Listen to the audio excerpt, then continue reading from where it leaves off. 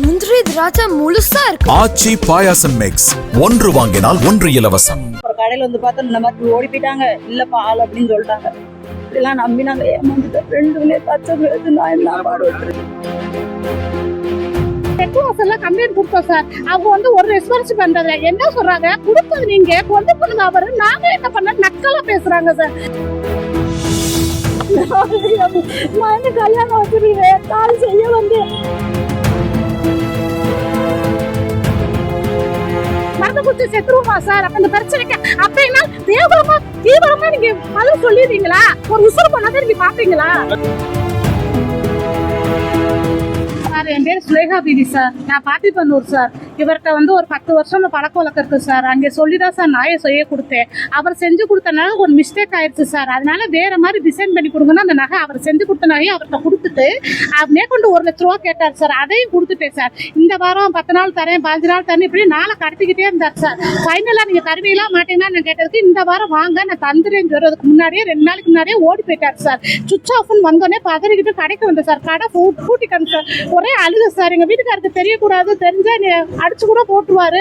அவர் load மேல வேலை பாக்குறாரு சார். நான் கஷ்டப்பட்டு வீட்டுல இருந்து அவர் கொடுக்குற காசு சிறுக சேர்த்து இந்த காசை சேர்க்கவே எனக்கு 7 வருஷம் ஆச்சு சார். 3 பவுனாக அதுக்கு 7 வருஷம் ஆயிடுச்சு. என் பிள்ளைகளுடைய படிப்பு செலவுக்காகட்டும் எதுக்குனாலும் ஒரு உதவிக்காகட்டும் தங்கத்துல போடுற சொன்னாங்க சார். அதனால அதுல போட்டேன் சார். ஆனா இப்பெல்லாம் கொண்டுட்டு ஓடுவான்னு எனக்கு நிச்சயமே தெரியவே தெரியாது சார். தெரிஞ்சிருந்துச்சுன்னா கண்டிப்பா நான் செஞ்சிருக்க மாட்டோம். அதனால தெரியாம கொடுத்துட்டேன். இருந்தாலும் சிறு எங்க சூழ்நிலையை சொல்லினாலும் அவரு நகையை கொடுத்துடுறேன், என்னால முடிச்சு போயிட்டேன், ரூபாய் கூட நான் அப்புறம் தர்றேன்னு சொன்னா கூட எனக்கு ஏத்து கொடுப்போம் சார். ஆனா இப்படின்னா ஒரு மோசம் செய்வான்னு எங்களுக்கு தெரியவே தெரியாது சார். இன்னும் எங்க மாமியாவுக்கு தெரியாது, நாட்டுவாவுக்கு தெரியாது, யாருக்குமே தெரியாது. தெரிஞ்சே இது பெரிய பிரச்சனை முடியும். இதுக்கு எதனால ஒரு முடிவு தெரியலன்னா மருந்து குடிச்சா ஒரு பேரை வாட்ஸ்அப்ல அந்த ஒருத்தவங்க எழுதி வச்சுட்டு எழுதி மவுத்தா பண்ணாங்களா, அதே தான் சார் நான் கடைப்பிடிக்க போறேன். அதே தான் நடக்க போகுது. கம்சாப்பே நாங்க தெற்கு வாசல்ல கம்ப்ளைண்ட் கொடுத்தோம் சார். அவங்க வந்து ஒரு ரெஸ்பான்ஸ் பண்றது என்ன சொல்றாங்க, கொடுத்தது நீங்க கொண்டு போனது அவரு, நாங்க என்ன பண்ண நக்கலா பேசுறாங்க சார். அது எங்க வைத்தவளை எங்களுக்கு தான் தெரியும். உங்க நீங்க கொடுக்கல, அதனால உங்களுக்கு தெரியாது. நாங்க தான் சிக்கிக்கிட்டோம். நாங்க சிக்கிக்கிட்டோம்னால நாங்க தான் வைத்தவழி. அதனால எஃப்சி சார்ட்ட வந்து கம்ப்ளைண்ட் பண்ணோம். அவர் என்ன ஆசை பேராசைன்னு அவர் சொல்றாரு. ஆளுக்கால ஒரு பழங்குடி சொல்லிக்கிட்டே போனா அவர் தான் சொல்றாரு. கமிஷன் சார் தான் சொல்றாங்க. ஆசை உங்க பேராசை ஆசை மக்களை இன்னட்டு விடுவோம் அப்படிங்கிறாரு. அப்படி சொல்றாரு. இப்ப சொல்றாரு. அப்ப அவங்க வந்து பழமொழி சொல்றதுக்கு எங்க வேதனை சரியா வருமா சார்? சரிம்மா நாங்க கண்டுபிடிச்சிடுறோம். ஆனா அவர் மதுரைக்குள்ளதான் சார் சுத்துறாரு. 3 பேரும் பாத்துருக்காங்க, அந்த செட்டியாரை பாத்துருக்காங்க. 3 பேரும் பார்த்து சொல்றாங்க இங்கதான் இருக்காரு அப்படிங்கிற. அப்ப இப்ப போலீஸ் ஆபீசர்னா அவங்க மையம் போன் ஆன்ல இருக்கு, அவங்க மகா மெட்ராஸ்ல இருக்கு. பிடிக்கன்னு நினைச்சா பிடிச்சிடலாம் சார். ஆனா ஒரு ரெஸ்பான்ஸ் பண்ண மாட்டேங்கிறாங்க சார். அதுதான் காரணம். அது எதுனாலுமே தெரியல சார். என்னைய போல கிட்டத்தட்ட 50, 300, 350 பேர் சார். நகைன்னு எடுத்துக்கிட்டீங்கன்னா கிட்டத்தட்ட 500, 600 ரூபாய் கிட்ட வருது சார். இவ்வளவு பேர் மக்கள். ஆனா எல்லா பேரும் சொல்லிட்டாங்க, நிறைய பேர் சொல்லலை. இதை விட்டு நிறைய பிரச்சனைகள் வந்து சந்திச்சிருவாங்களா சார்? நிறைய பேர் புருஷனுக்கு தெரியாம, பிள்ளைக்கு தெரியாம இந்த ஊர்ல மாதிரி கல்யாணம் வச்சிருக்காங்க, காது குத்து வச்சிருக்காங்க, நிறைய பேர் சொல்றாங்க. சமாளிக்காதவங்க மருந்து குடிச்சு செத்துருவோமா சார்? அப்ப இந்த பிரச்சனைக்கு அப்படின்னா தீவிரமா நீங்க பதில் சொல்லிடுறீங்களா? ஒரு உசுறு பண்ணாதான் நீங்க பாப்பீங்களா? அலட்சியமா இருக்காங்க சார். இங்கே சரி தெற்கு வசல்ல அலட்சியமா இருக்காங்க சார். அப்ப ஒரு உயிர் போயிட்டா நீங்க தீவிரமா மீடியாவா இருக்கட்டும், போலீஸ் ஸ்டேஷனா இருக்கட்டும், அப்பதான் நீங்க தீவிரமா வேலை பார்ப்பீங்களா? பாலமேடு பக்கத்துல அரசம்படி சார். நாங்க அரசம்படி பச்சை பிள்ளை எதிர் வலையட்டி, இந்த ஊர் வந்து வலையட்டி, பச்சை பிள்ளை எதிர் கதை வெட்டி எல்லா வேலையும் பார்த்து என் பிள்ளைக்கு சீட்டு போட்டு சம்பாரிச்சு அந்த காசை கொண்டாந்து செய்ய சொன்னா. 2 பையன் செய்ய சொன்னான். 3 மோதிரம் என் பச்சை பிள்ளை களத்துல கண்டு தாயத்தை கூட கொண்டாந்து கொடுத்துட்டு போனேன். 85 ரூபா ரொக்க பணம் கட்டினேன். சரி போயிட்டு 2 நாள் கழிச்சு வாங்கப்பா எடுத்துட்டு போகணும். நாங்க வந்ததே எடுத்துட்டு போகணும் வரையில இது உறுதியா இருக்காதுப்பா, அந்த 2 ரூபாவே நாங்க செஞ்சு வைக்கிறோம், நீ வாங்கிட்டு போங்கன்னாங்க. சரி ஞாயிற்றுக்கிழமை போனோம். செவ்வாய்க்கிழமை வாங்கப்பான்னு சொன்னாங்க. சரிங்க சார் செவ்வாய்க்கிழமை வாரம்னேன்னு சொல்லிட்டு வரையில ஃபோன் பண்ணி கேட்டதுக்கு இன்னும் செய்யலப்பா, சனிக்கிழமை வாங்கினாங்க. சனிக்கிழமை வந்து பார்க்கையில இந்த மாதிரி யாருமே இல்லை, நான் கூட இந்த மாதிரி கூட்டிட்டு போயிட்டாங்க. மட்டும் ஃபோன் பண்ணி கேட்டதுக்கு ஃபோன் பண்ணி சுத்தா பண்ணி வச்சுட்டாங்க. சுத்தா பண்ணி வச்சிருக்காங்க. அப்புறம் கடையில வந்து பார்த்தா இந்த மாதிரி ஓடி போயிட்டாங்க, இல்லப்பா ஆள் அப்படின்னு சொல்லிட்டாங்க.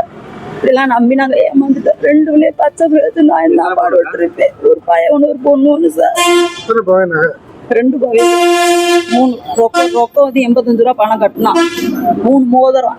என் பிள்ளை பச்சை பிள்ளை வந்து தாய தவணையை கழட்டி கொடுத்து வந்தேன் சார். நான் எப்படினாலும் பார்த்து நீங்களே எடுத்து கொடுக்குறேன் சார்.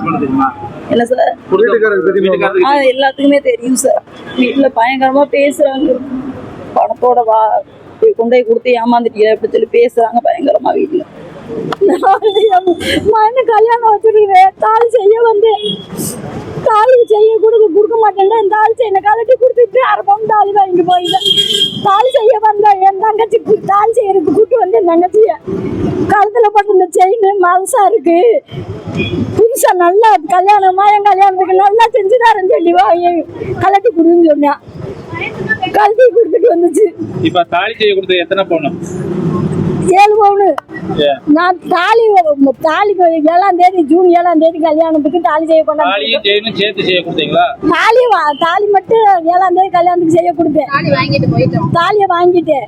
தாலியை வாங்கினது எழுத்துல கடந்து செய்யணும். அந்த பிள்ளை தாலி செய்ய வந்தேன். தங்கச்சி செய்யணும் கல்வி திரும்பி சொல்லி வாங்கிட்டான்.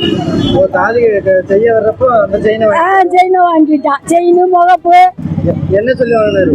பழசா இருக்கு, புதுசா செஞ்சுதாரு. நான் 30 வருஷம் பழக்கம், ஒரு நாள் 2 நாள் இல்ல, 30 வருஷம் பழக்கம். அதனால குடுத்துட்டு போனேன். என்னன்னு தெரியல. இது இங்க என்ன சொன்னாங்கம்மா? நான் மறுநாளே வந்து கமிஷனர் கொடுத்ததுக்கு சொன்னாரு, ஏன் நீங்க பழச கொடுத்தீங்க, குடுத்துட்டு உடனே வாங்கிட்டு போக வேண்டியதானு சொல்லி புதுசா வாங்கிட்டு போக வேண்டியதானே, ஏன் இப்படி செய்ய கொடுத்தீங்க அப்படின்னு சொல்லி கேட்கிறாரு. அவங்க கேட்டாங்க. ஒரு மாசத்துல உங்களுக்கு இதை எடுக்கலைன்னா நீங்க வாங்கன்னு சொல்லி சொன்னாரு கமிஷனர். நாங்க யாரும் கூட இல்ல, நானே எங்க தங்கச்சி 2 பேரும் தான் வந்தோம். அவளுக்கு முடியல 2 மாசமா. அமுதகலா. நான் வந்து மனோஜ் கடையில செய்ய கொடுத்தேன் சார். 20 வருஷமா செஞ்சு கொடுக்க சார். என் பிள்ளை கல்யாணம் வச்சுட்டேன் சார். 17.5 பவுனு நகை, பழைய நகையை கொடுத்துட்டு புதுசாக செய்ய கொடுத்தேன் சார். ஆனால் வந்து இன்னும் ஒரு 2 மாசம் ஆகுது சார். எந்த ஒரு நடவடிக்கை யாரும் எடுக்கலது சார். அவர் என்ன செஞ்சாரு? அவர் இருக்காரா, போயிட்டாரா? அப்படியே நகையை கொண்டுட்டு ஓடிட்டாரு சார். இன்னும் 2 மாசமா ஆளே இல்லைங்க சார். கடை பூட்டி கிடக்கு. நாங்கள் கடைக்கு போகிறோம், நாங்கள் அழுகுறோம், வைக்கிறோம், எதுவுமே யார்கிட்டையும் போலீஸ் கூட எந்த நடவடிக்கையும் எடுக்க மாட்டாங்க. போனேன் சார். அவங்க நாங்கள் சிபிஐக்கு போயிடுச்சு, அவங்க கூப்பிடுவாங்க அப்படின்னு சொல்லிட்டு இந்த 2 மாசம் ஆயிடுச்சு. என் பிள்ளைக்கு இந்த கல்யாணம் முடிச்சு என் பிள்ளைக்கு நகை வாங்கவே ஒன்றுமே இல்லை. நான் என்ன கடை வாங்கி நகை போடுற மாதிரி இருக்கு. அது கூட யார் கடை தருவா? நகை வைக்க நாங்கள் என்ன செய்வோம்? நாங்க ஒரு 300 பேர் பாதிக்கப்பட்டோம். உங்களுக்கு எத்தனை பவுன்? எனக்கு 17.5 பவுன் சார். அவர் எங்க இருக்காரு என்னன்னு தெரியல. எங்க எதுவுமே தெரியலங்க சார். எதுவுமே யாரும் எதுவும் சொல்லவும் மாட்டாங்க. தெரியலங்க சார். இதுவரைக்கும் எந்த நடவடிக்கை எடுக்கலங்க சார். இன்னொரு நீ எதுக்காக நகையை கொடுத்தீங்க? நான் வந்து என் பிள்ளை கல்யாணம் வச்சிருக்கேன். அது பழைய நகையை கொடுத்துட்டு புதுசு செஞ்சு போடுற கடை நான் கொடுத்தேன் சார். அந்த கடைக்கு போனேன். நான் வந்து 20 வருஷமா பழக்கம் கொடுக்க வாங்க 20 வருஷமா நல்லா செஞ்சு கொடுப்பாருங்க. அதை நம்பிதான் நாங்க கொடுத்தோம். இப்படி திடீர்னு கடை பூட்டிருக்க பார்த்துட்டு எங்களுக்கு தெரியல. நாங்க பிள்ளை கல்யாணத்துக்கு தான் பெரிய நகையை கொடுத்தோம். வீட்டுக்கெல்லாம் நாங்க போனோம். வீடெல்லாம் பூட்டி கிடக்கு சார். 2 பேர் வீடுமே தெரியும். வீட்டுக்கெல்லாம் போனா வீடெல்லாம் பூட்டி கிடக்குது சார். எத்தனை பேர் ஏமாந்துருப்பாங்க? எங்க பேர் எப்படி நிறைய பேர், நிறைய மக்கள். நான் எனக்கு தெரிஞ்ச அளவு 300 பேர் இருப்பாங்க. எப்படி கிட்டத்தட்ட ஒரு 99 கோடி இருக்கும். 4 நாள் தான் ஓடி போறதுக்கு முன்னாடி 4 நாளைக்கு முன்னாடி தான் நாங்க கொடுத்தோம் சார். கொடுத்தத நான் 2 நாள்ல செஞ்சு கொடுத்துறேன்னு சொன்னாரு. 2 நாள்ல போன் போட்டு கேட்டதுக்கு அக்கா 2 நாள் பொறுத்துக்கோங்க, கடையில ரைடு வந்திருக்காங்கன்னு சொல்லி சொன்னாரு. சரி ரைடு வந்திருக்காங்க போல, அதனால வேண்டான்னு சொல்லிட்டு இருந்துட்டோம். வியாழக்கிழமை அன்னைக்கு போன் போட்டதுக்கு ரிங்கு போச்சு, எடுக்கல. வெள்ளிக்கிழமை அன்னைக்கு வந்தும் கடை போட்டு இருந்துச்சு.